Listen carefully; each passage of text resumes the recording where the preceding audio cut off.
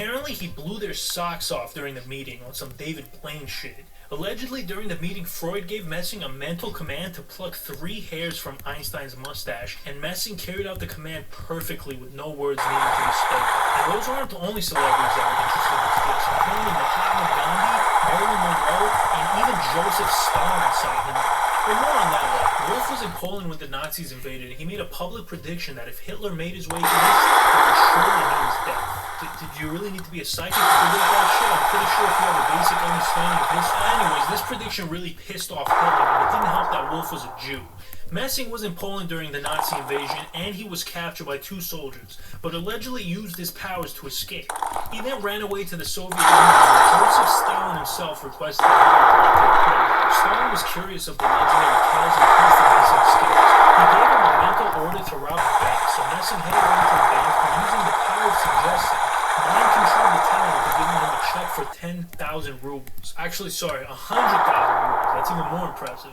Anyway, Stalin was amazed, but unfortunately the bank teller was probably sent to a gulag. Edward Keeley was an English occultist and alleged spirit medium, meaning he could speak to the dead. And big surprise, he was also an alchemist. How come every weird mother sucker back then was into alchemy, bro? It was like the anime of his day.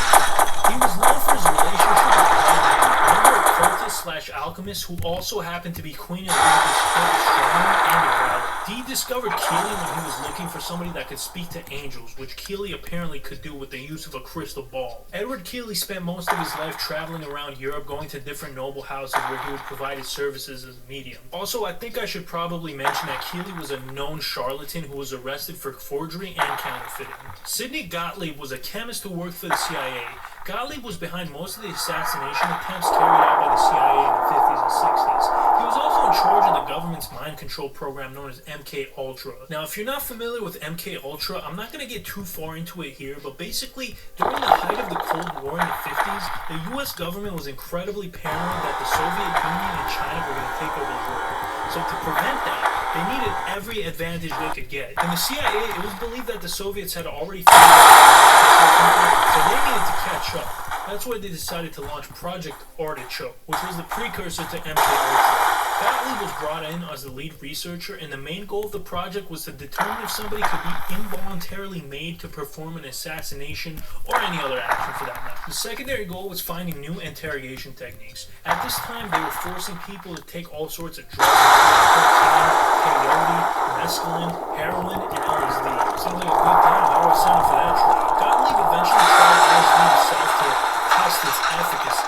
After about 7 hours of watching ancient aliens and tripping balls, he decided this was the way to go. He then started Project MK Ultra with the goal to create a truth serum and to control people's minds. The studies mainly focused on LSD. Apart from MK Ultra, Gottlieb was also behind a bunch of goofy failed assassination attempts against Fidel Castro. Some of these schemes included an exploding conch shell, an exploding cigar, a poisoned pencil, a poisoned wetsuit, and all sorts of other wacky things. Sidney retired from the CIA in 1973, stating that he didn't believe his work there had been effective, or at least that's what he wants to think. The unknown women is saying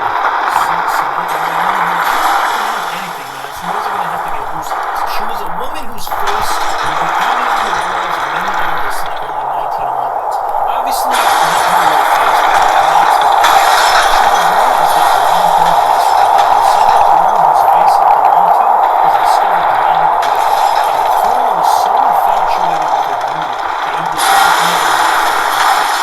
The mask was so popular that it was actually used as the model for the very first CPR dolls, and they're still in use today. That's why she's known as the most kissed face of all time.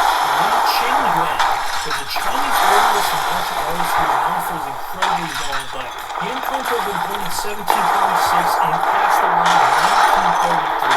According to my calculations, that's a long fucking time. He also apparently joined the army at the age of 72. Yan attributed his longevity to subscribing to Dan Tavis' YouTube channel. That's weird, man. You should probably test that theory. Aristias was a Greek philosopher in 700 BC. Apparently when he died, his body went missing, and he turned up 240 years later in Rome and commanded that a statue be built of himself. There's not really a lot of information on this guy, but who knows if he was. dude. The Max Headroom Incident Guy. Max Headroom was a fictional character who premiered on British television in 1985. The fictional backstory of this character is that he was the world's first artificial intelligence talk show host. He got